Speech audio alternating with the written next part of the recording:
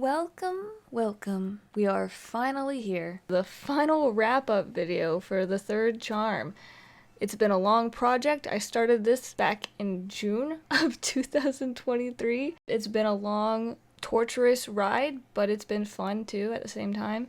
It was really cool to sit down and watch a Korean drama and really analyze it and spend so much time dwelling on it and thinking about it and what they could have done better because, I had to edit, and so I'm like watching the same scenes over and over and over again. I've been a movie buff my whole life, and then I discovered Korean dramas, and now I'm like a Korean drama buff. I really appreciate the art of filmmaking, cinematography, script writing, acting. I take that appreciation and I think I'm a critic, but I don't think I'm a harsh critic. I think I'm pretty fair, because some things will be technically not the greatest writing, not the greatest production or whatever, but if it's a fun ride, it's fun, A drama being enjoyable is the most important part, really. So putting my experience and knowledge and personal writing skills to the test, I came up with this idea to make a final episode where I basically rewrite this horribly written drama into something that could possibly work a lot better. But first, let's get into the character mood progression chart, the final verdict on how I feel about the characters at the end of the drama. Alright, Junyoung's sister. They tried to do some redeeming arc at the end between her and Junyoung's best friend, but it came out of nowhere. She was super mean to him, super cold to him, then all of a sudden she's looking at him and smiling like she loves him now all of a sudden, but nothing happened. I feel like I missed a very crucial scene. She agrees to marry him, says that she's pregnant, and still refuses to fulfill his wish of wearing a tuxedo and having a ceremony because she's a selfish bitch still, even though she's smiling more for some reason. I don't know why. She's staying up here for sure. He had a little quick redemption arc at the end. It went a little better than hers. I really don't like his character. I don't like how he talks in general. It's just really annoying. I hate seeing him on screen. Sorry, but yeah, I hated seeing you on screen. I hated seeing her on screen. Gosh, did I hate seeing everybody on screen? I hated almost everybody. Oh no. I don't feel like him and Youngjae's best friend had chemistry. I really don't. They tried to force it in the end. I don't know if he's up at utterly detest anymore.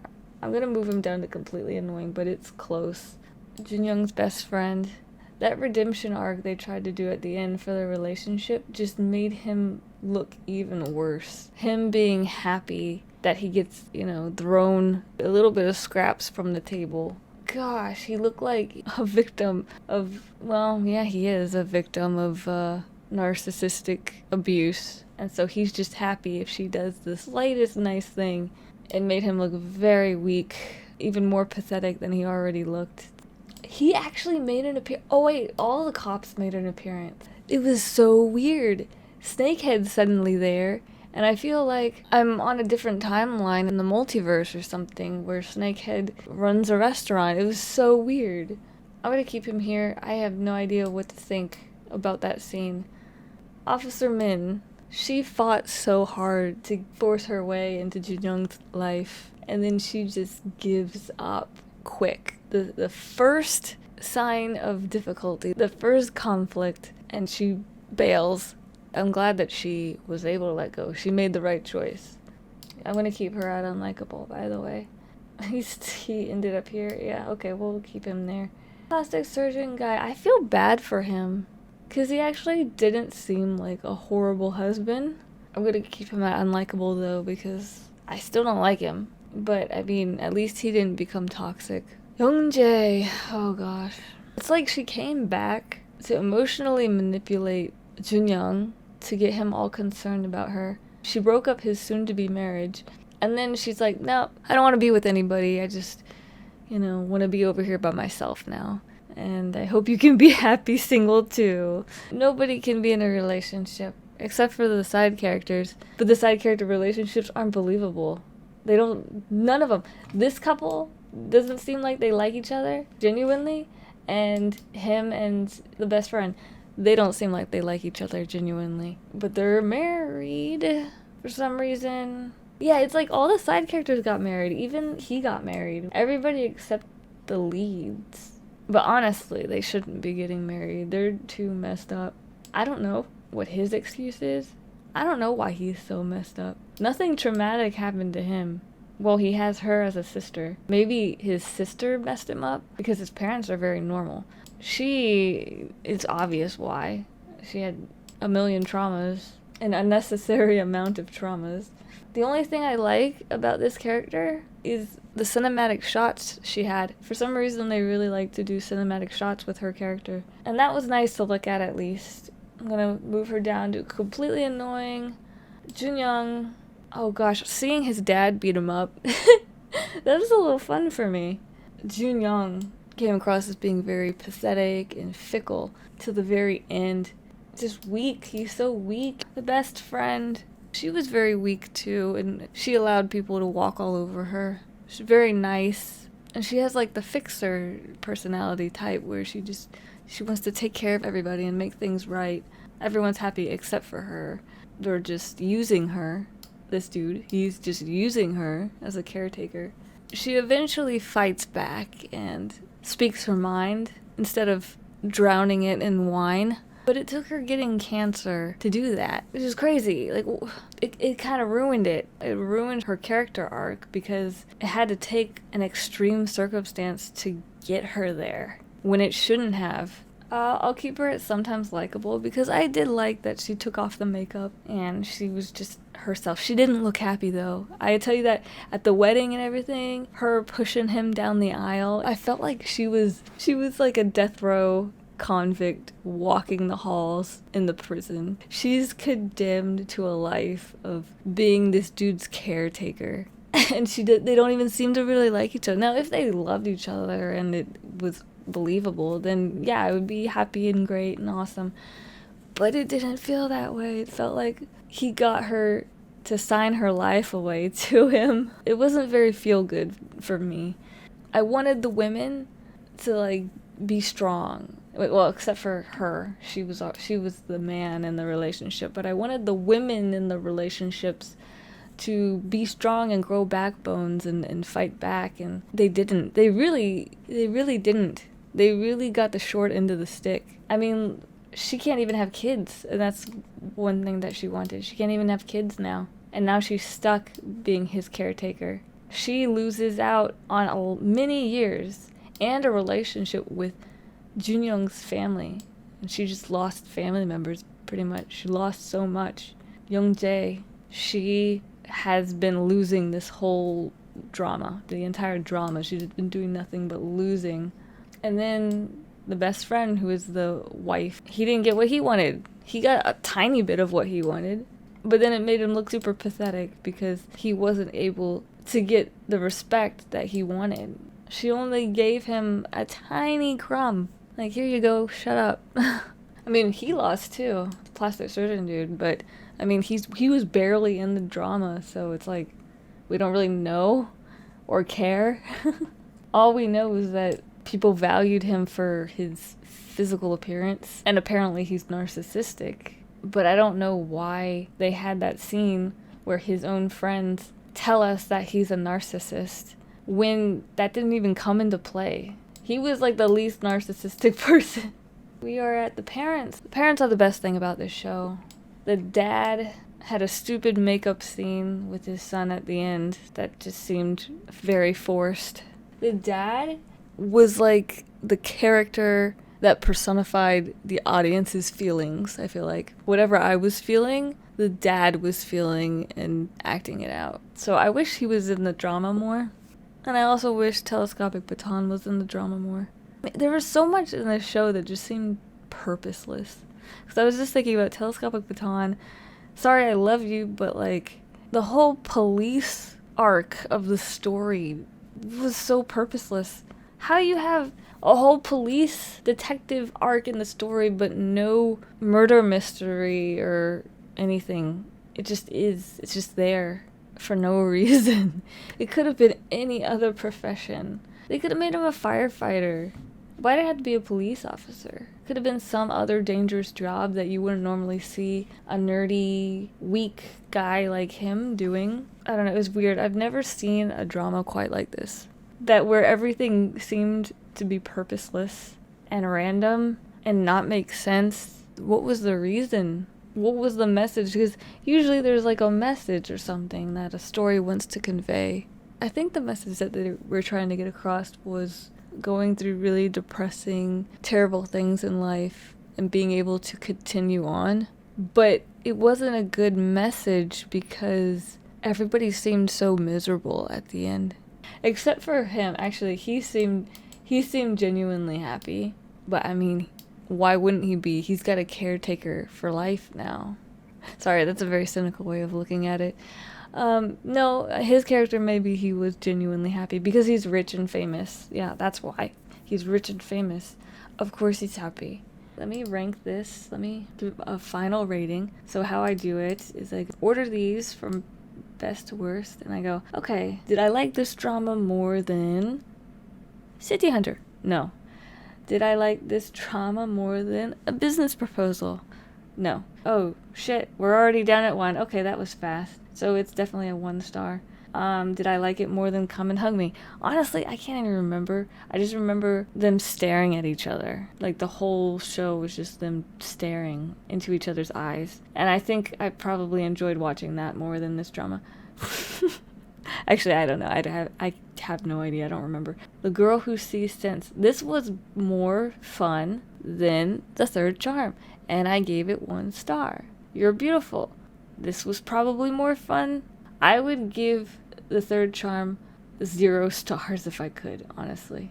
Look at all the notes I wrote on this. The plus signs are the good things about it. The arguing dialogue is very realistic. Some scenes feel artistic with great camera work. And then here's all the negatives. Terrible story writing. Unrealistic characters. Male lead is very unlikable. Direction is messy. Horrible film editor. Weird scene cuts and using fast forward. That goes with the horrible film editor. Side characters are used as narrators and plot devices, used to give commentary on the leads. Many side characters are disposable. Majority of characters begin and/or end up as unlikable. Promotes toxic relationships as love. A lot of boring, dragged-out scenes that gets worse as the drama progresses. Trapped in flashbacks for extended periods of time. A lot of scenes and dialogue that serve no purpose. Obnoxiously loud music used to drown out boring, meaningless dialogue. Cliche after cliche. Inconsistent camera work. Artsy shots mixed with low-budget looking shots. Last 3 episodes are mostly flashbacks and nothing happens. No real ending. It's kind of like a fade to black ending. It's like, okay, what? Cancer is used as a plot device and not taken seriously. Overall, I want to give it like a 0 out of 10 stars, but the first half of the drama, I could rate it a 0.5 or maybe even a 1.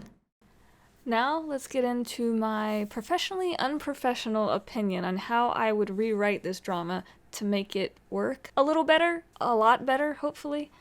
One thing that this drama was really bad at was character development. They kind of would just skip over those parts. All the development happened off screen. It doesn't do anything for the viewers. What can we do with that? Just imagine how relationships happened and why people's personalities are the way they are?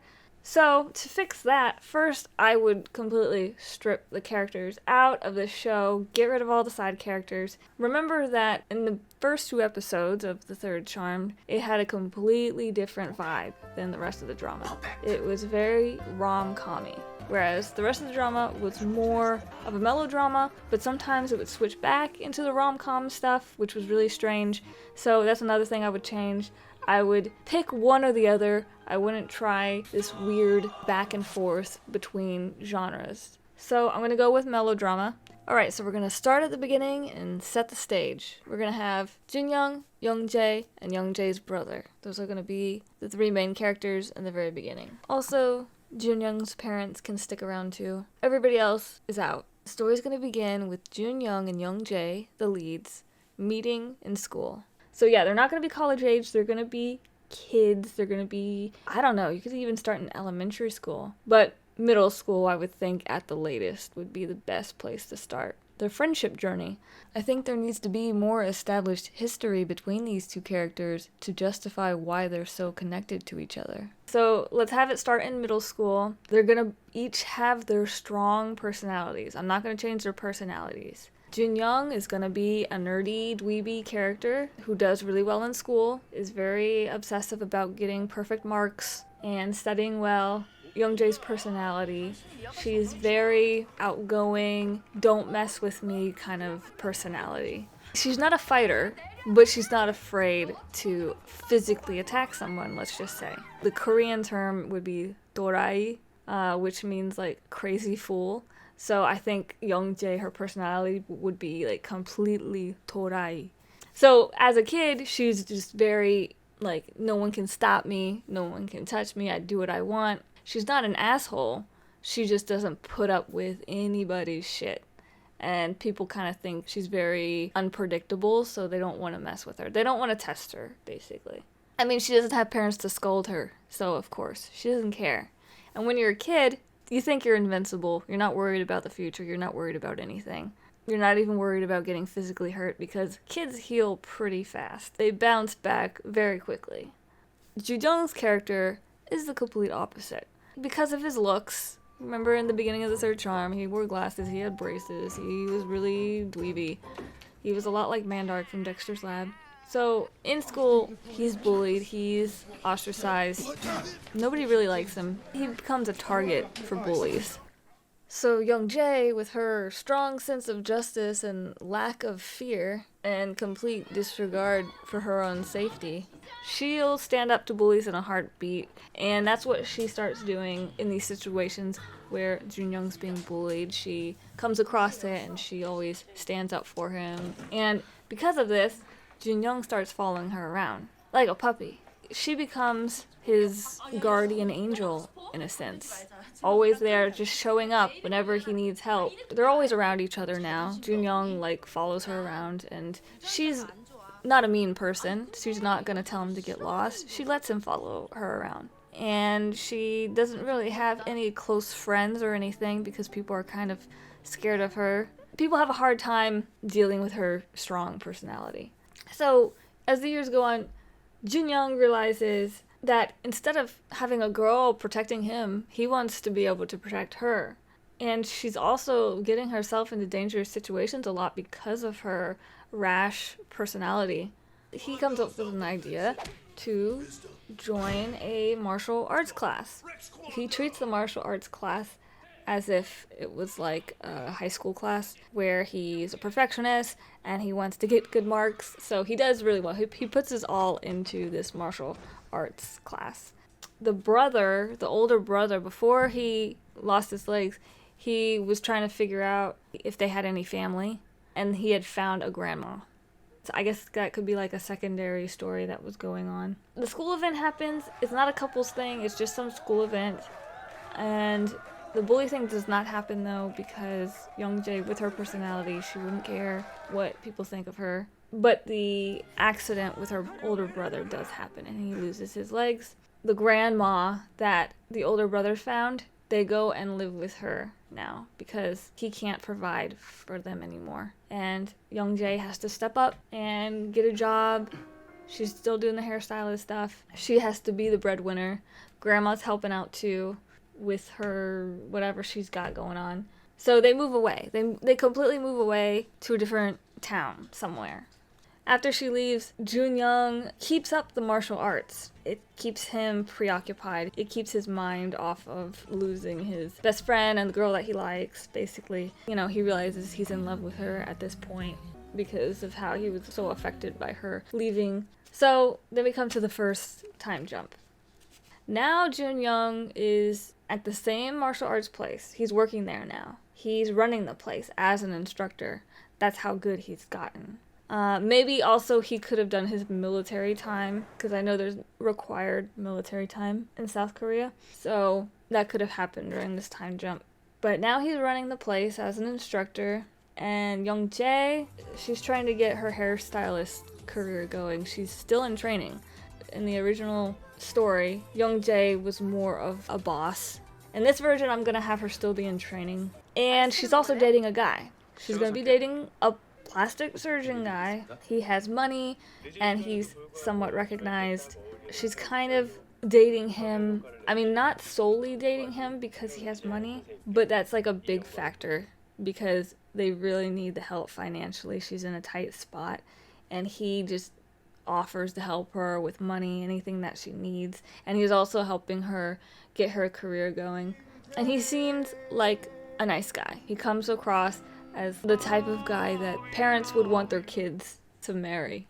Jun-young ends up moving to whatever city she's at because their martial arts studio, whatever it's called, they've been growing. They've been getting more and more students, so they want to open a bigger place. Oh, and the brother, I'm not going to have him be a screenwriter. I don't think it was very realistic, let's just say. So instead, I would have him just be an author, so he can self-publish books and have his own following without relying on some bigwig choosing him to make it famous. So I'm just going to have him be an author and just keep it simple. So anyway, Young-jae and Jun-young run into each other somehow, and they're casually just hanging out as friends and catching up. Young-jae's personality isn't as boisterous as it was when they were younger, but she still comes across as like happy and confident. She's just a little bit more mature, I guess. But there could still be incidences here and there like there were in the original one where she was like, you know, yelling at these people on the train and yelling at these people over here or whatever.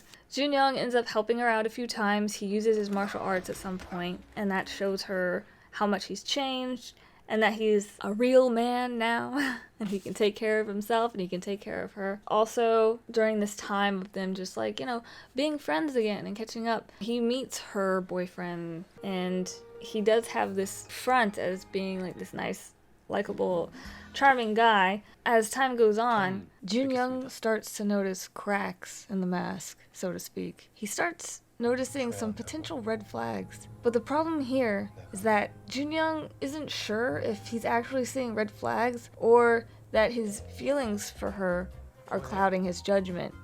He thinks, well, maybe he actually is a good guy and I just want her to be with me, and that's why I'm seeing these red flags that aren't really there.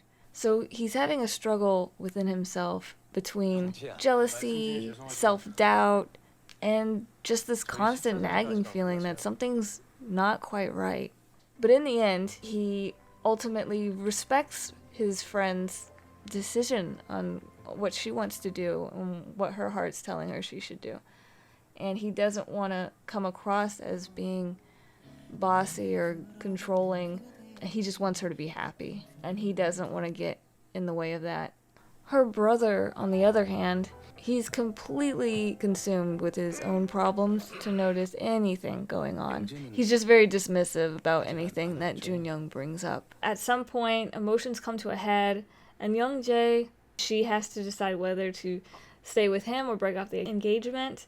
But due to different pressures, financial, family, guilt, you know, all kinds of things, she ultimately decides to stay with the fiancé and not heed Jun-young's warnings about the red flags. Also, something happens to the grandma, and now the grandma's in the hospital, and they don't have money to pay for her hospital bills. Basically, they have to rely on this plastic surgeon boyfriend to pay for these hospital bills. Young-jae is not going to rock the boat.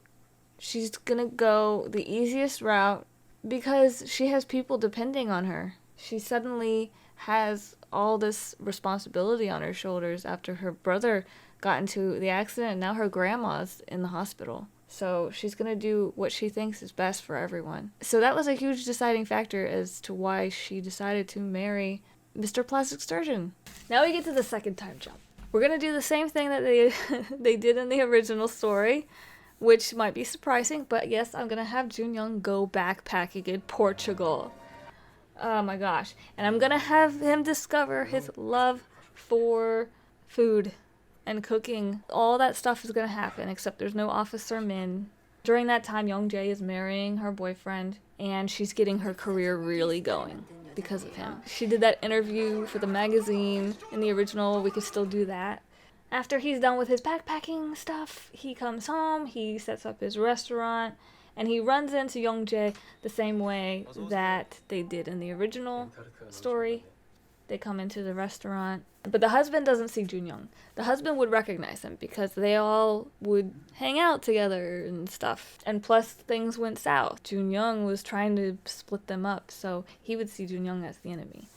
The husband doesn't see Junyoung. He doesn't know that this is Junyoung's restaurant. When the husband steps away, that's when Junyoung comes in and says hi, and he realizes Youngjae is like a shell of what she once was. Her personality is so vastly different that Junyoung is in complete shock. She's emotionally numb, very zombie-like. She flinches, she's timid, meek, looking down at the ground all the time, avoids eye contact. Completely opposite as to her original character. The people around her may not have noticed this slow change over the years in her personality. But since Junyoung's been gone, it's more of a drastic change from his perspective. He is so freaked out that he tries to get close with her again. Because otherwise he wouldn't have, because she's married, he would have backed off. But because of this drastic change, he's like, okay, this is scary. And remember, Youngjae doesn't have parents to protect her. Her brother can't really protect her either. And he's got his own things he's dealing with. And she hides a lot of the stuff from him. We need a redemption arc for Youngjae's brother.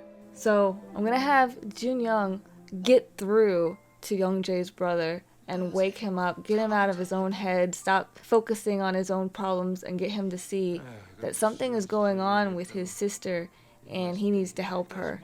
So Junyoung and Youngjae's brother team up to figure out what's going on and to save Youngjae. So he tries to get close with her again, but it's a lot more difficult this time around because her husband is just so controlling. Like, the mask is off now. Junyoung suspects physical abuse is happening, such as he'll like see a bruise, or he'll like see her husband do or say something very red flaggy, but he has no concrete evidence. He becomes so frustrated. He's like, I know there's something going on. This doesn't make sense. I can't figure it out. I don't have any concrete evidence. He just has suspicions, but all his suspicions are just explained away by either Youngjae or somebody else. Because she's like terrified also. Obviously, you know, when someone's in an abusive relationship, they're terrified of their abuser. So they protect their abuser. So he just feels very frustrated and helpless. In the end, Junyoung and Youngjae's brother, after they've teamed up, they've somehow gotten a hold of black box footage or CCTV, some type of security footage, something that is actual physical evidence of Youngjae's husband physically abusing her. Like, really bad physical abuse. So this recording and the support from her brother now and her childhood best friend Junyoung, and also from her grandma. Maybe her grandma gives her this really like heartfelt speech from the hospital bed. This is the one monologue that will be in this drama. A heartfelt speech from the grandma about Youngjae taking back her life and becoming happy, and you know, she's only got this life to live and that she doesn't have to sacrifice her own happiness for her family anymore. So this leads to basically her freedom, and she's able to divorce him and get away from him. It's not without repercussions, though. This is another big setback. I mean, maybe she got pregnant and due to the stress of the abusive relationship or actually physically being abused, she had a miscarriage. So she's had a huge setback in life because of this, and she kind of has to start over again. But this time she's starting over with Junyoung's help. He's helping her heal from the trauma slowly. They're not in a romantic relationship, but the viewers can feel satisfied knowing that it's possible for them to end up together in the future.